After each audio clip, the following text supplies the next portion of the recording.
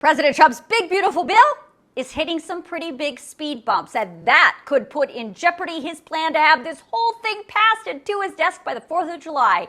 And yes, we are going to do some math in this video, but let's first start with the timing because that is crucial.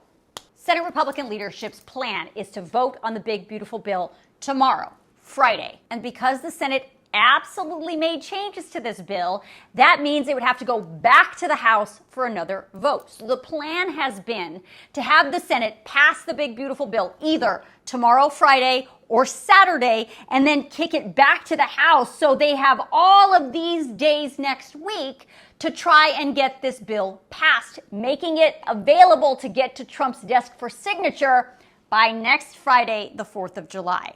Now, the 4th of July deadline has always been ambitious, but it's also a made-up deadline. If this bill isn't passed by the 4th of July, that does not mean this bill dies. The bill, of course, could be passed later on. Well, this morning, that timeline to get the bill passed in the Senate, maybe tomorrow or Saturday, was thrown into chaos. And that's because the Senate Parliamentarian ruled that several key provisions in the Medicaid section of the big, beautiful bill violate the Byrd Rule. And if you don't know what the Byrd Rule is, please go watch these 3 videos. All of the facts are there. Side note, I am seeing a lot of people, including lawmakers, spew a lot of misinformation about the Parliamentarian and about the Byrd Rule. So I encourage you to please be very careful who you are listening to. The fact is this: the Senate Majority Leader, John Thune, a Republican, has already said as recently as today that he will abide by what the Parliamentarian rules. Of course, Republicans can take a vote to overrule the Parliamentarian's decision, or the Majority Leader can fire the Parliamentarian, but those are both considered a nuclear option. And Senator Thune has said if Republicans go down that road, it would open up a can of worms that he wants nothing to do with. The other 2 facts you need to understand that so many people, including lawmakers, are missing is just because the Parliamentarian ruled that certain provisions violate the Byrd Rule does not mean that that provision can never be voted on. In fact, lawmakers can simply change a few features of that provision, tweak it just a little bit, and then resubmit it to the Parliamentarian for another consideration. And the new version may actually qualify.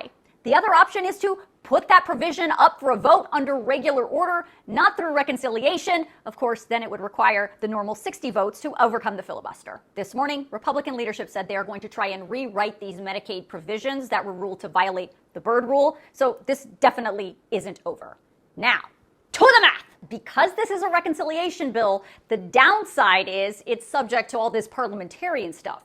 But the upside is the bill would only need 51 votes to pass instead of the normal 60 votes in the Senate. And the current makeup of the Senate is 53 Republicans and 47 Democrats and independents. So we already know, since Republicans have crafted, written, and negotiated this bill all on their own with 0 Democrats involved, we know 0 Democrats are going to be voting for this bill. So this 51 will have to come from right here. You can see Senate Republicans, if they stick together, can easily pass this bill with 51 votes. They even would have 3 to spare. And I say 3 because, of course, if there is a 50-50 tie in the Senate, the vice president can come in and break the tie.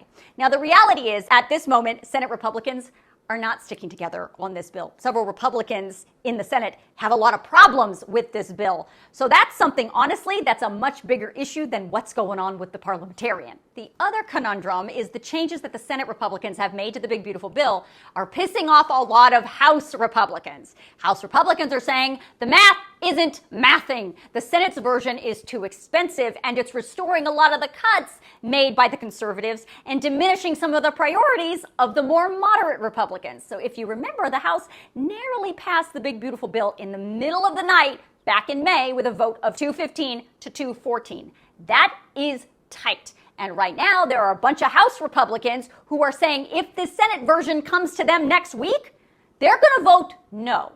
And here's how that math works out. Right now, there are 220 Republicans and 212 Democrats. The 3 vacancies are all Democrats. That means if everyone is present and voting, Republicans would need 217 votes to pass the big, beautiful bill. And again, we know 0 would come from here, so they would all have to come from right up here. That means the House Speaker can only lose 3 votes and still get this bill passed.